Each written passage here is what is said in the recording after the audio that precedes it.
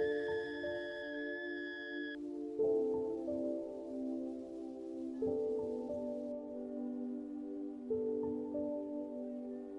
à tous, parce qu'en réalité, si nous on existe, c'est grâce à vous. Et ce combat-là, je l'ai harcelé ma vie.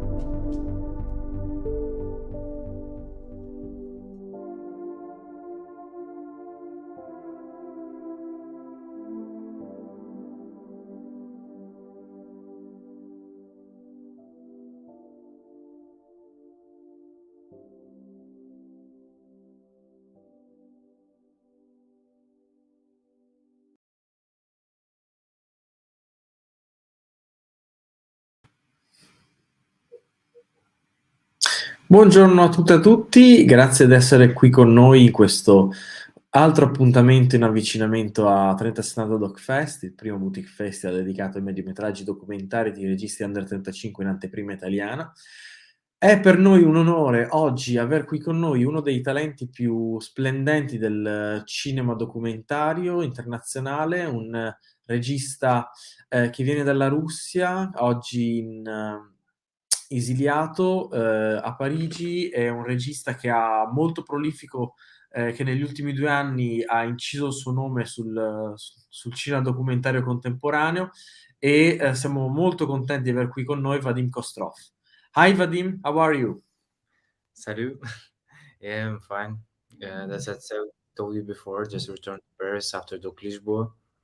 Yeah, you probably also just arrived back. Yeah, I'm fine. If it's possible to be fine in this reality that we have, like, yeah, okay, yeah.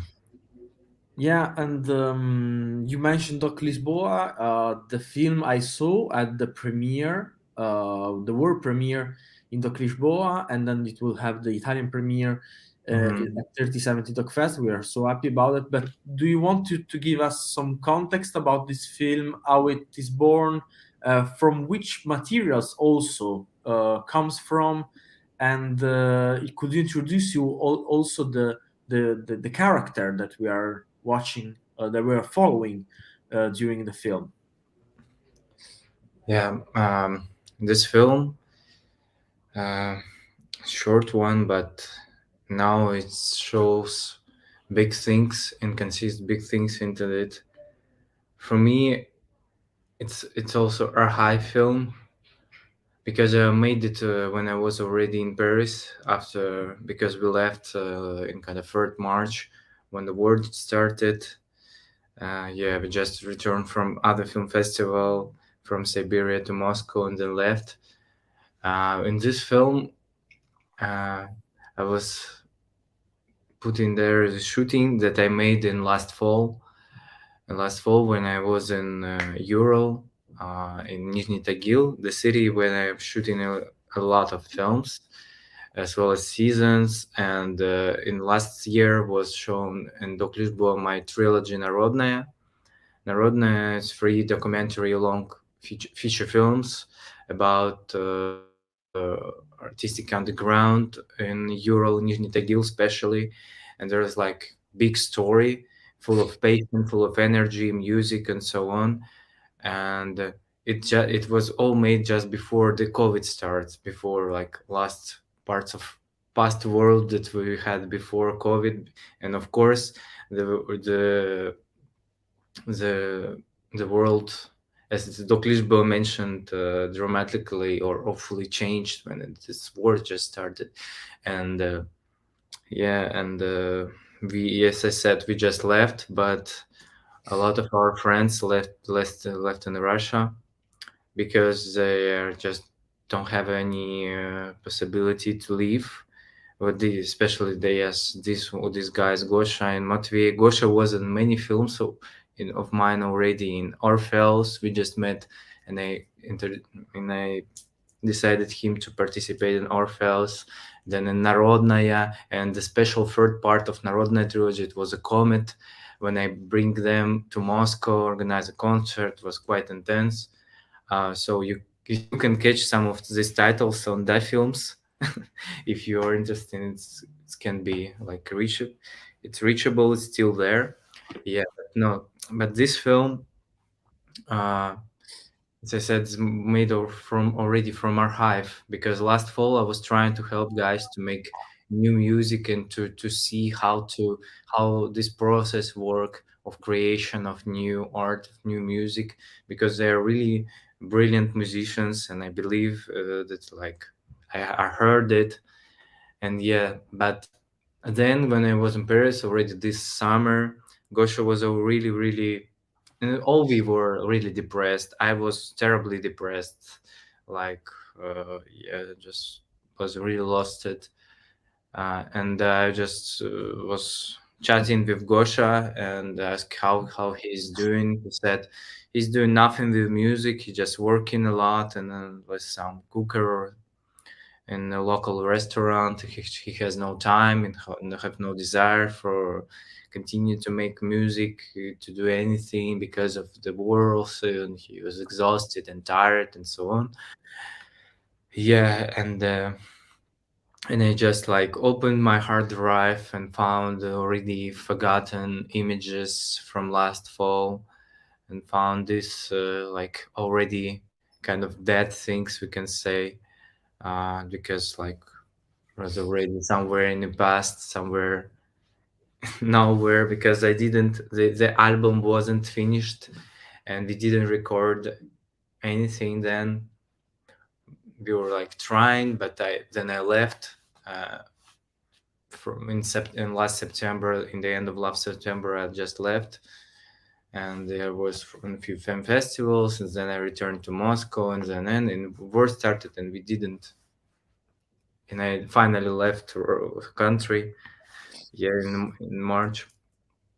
And yeah, but guys stayed there, and I just opened, and I really wanted to make something to remind Gosha that here is a musician, that here is really brilliant artist, and I saw it. I just wrote it him like that.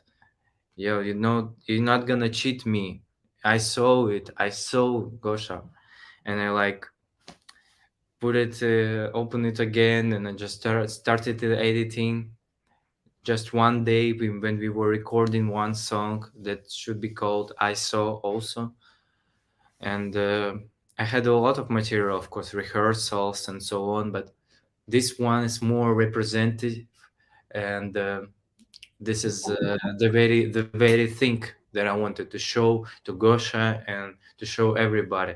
Actually, because I believe that not only Gosha and Matvey stayed in Russia. A lot of young, brilliant guys stay in Russia because they just don't have any possibility. Often they even don't have the old foreign passports or something. They're just like living far away in the deep outskirts of Russia. But yeah, they have no chance to be heard. And always, once again, I want especially them to be heard, because that's what I heard, that's what I saw was really beautiful. And also it's really hurts now, but also giving me some hope that something will be started again when it's the worst ended and will be ended, and when Russia will be free, because now it's like occupied by, now it's really awful, and now its atmosphere is really, yeah, so And terrifying. But I hope that, yeah, and it's And kind of, Vadim, what yeah. did interested you most in this particular song? This very moment, because what we see in the film is two people try to communicate also in another way. They communicate in music, Yeah, in another also, and the music is very melancholic in a way, but this also gives hope. So I was interested in you in the phase of editing with all this material, and why do you choose this very particular moment, this afternoon of your life and the life of these two people, and you decide, okay, I have to do a film about this. That it's a film that, as you are telling me, is against war, but you never mention war any time, and except at the very end, but it's written, it's not pronunciated. So I was curious about it. yeah, of course. You know, there is a really uh, kind of very essence of things showing uh, on a particular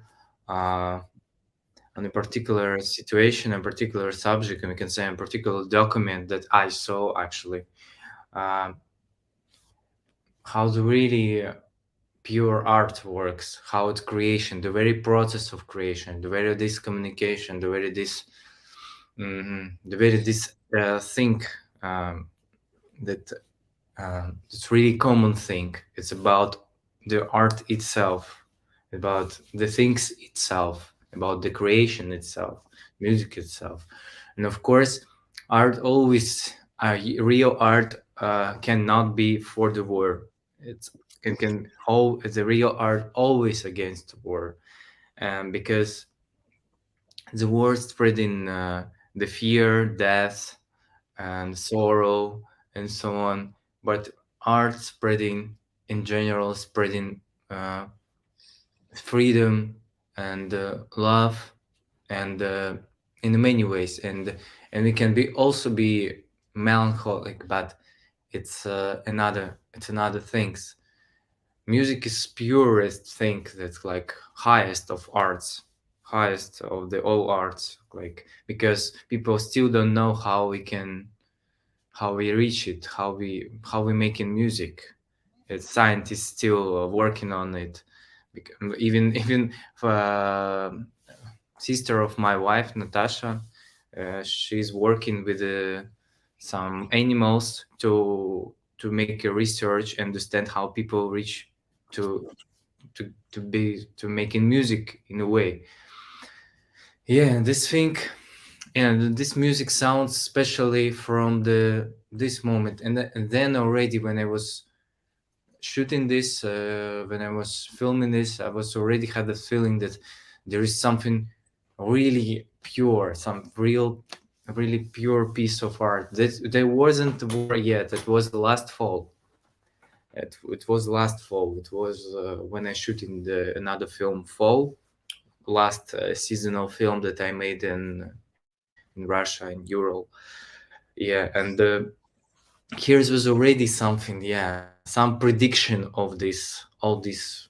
I guess I don't know, but I had a feeling that's really important to make it then, and more, even more important to rebuild it, like to reborn it, we can say, when we are already in Paris, to put it from my hard drives and put it into the world, because that's a thing. And me as an artist, I of course I'm always in every presentation, everywhere I'm telling the words against the war, because from first day, first, I was, even though I was in Russia, I was for like first day of February, I had two screenings on film festivals, and Spirit of Fire, Cantonment, and I was already in the both. I had two films and both screenings. I said a lot of words against the war, because the optic and the way how we making art itself and how we watching films, it changed. They're really real, the very gaze change, and it's really of course in my presentation, in my all this changed, all the approach changed. And as you said, yeah, in final in the end of films, I'm actually, with all the films that I made in the times of war, I'm leaving this kind of letter in afterwards, because for me important to say, to get the some context, get the some time when it was made, and what I wanted to say then. Because yeah, I hope these times will gonna be end, but films will be still alive, still be somewhere, still be, you know, as well as art itself. But yeah, I'm all only can, you know, spreading the the truth in a way, and love, and making art, not making you know, like manifestation. But I have another film, Istanbul. There was a very this movement, southern Istanbul. I was making it in Istanbul, and there was real action on Bosphor, and with this with this group, with the Ukrainian model Marina Balkanova, with Russian fashion team that was shooting. It was really about movement against the war. Like, yeah, but these things, it's about another thing. It's about the guys who really forgotten the but the very but then, of course, it's about, like, for me it's like a last thing, like farewell, and for it's about the arts will never death, even if it already was beaten and forgotten and cancelled. It will appear somehow, and that's where we say. And this is, I don't know, it's just about these things as itself. And yeah, it's, we can say that these times has just really passed away, and that's how it is. uh, but it still makes me hope, and I don't know, makes me, actually these films help me in general also, because I'm making already also one more time, touch it and create a film. And it just as it art should be, just powerful, beautiful in a way. It can be many things to say about it, but just better just to see it. I don't know. Yeah. Vadim, thank you so much Yeah. for your time. It was beautiful to enter into your artistic process and into the world of ISO. And we hope to see more films by you as soon as possible, since you're also very prolific and Yeah. you shoot a lot, you're releasing a lot. So I suggest to everyone that are interested in watching the film of Vadim in dafilms.com, I will switch to Italian. Grazie mille Vadim, io vi ricordo che il film di Vadim Kostrov, I Saw, sarà presentato in anteprima nazionale a 3070 Doc Fest domenica 23 ottobre alle ore 17 al Multisala Verdi di Vittorio Veneto. Grazie mille per essere stati qui con noi, vi auguro un buon pomeriggio e vi do appuntamento a una prossima intervista di 3070 Doc Fest. Hi Vadim, bye. Hi. Salut. C'est ça?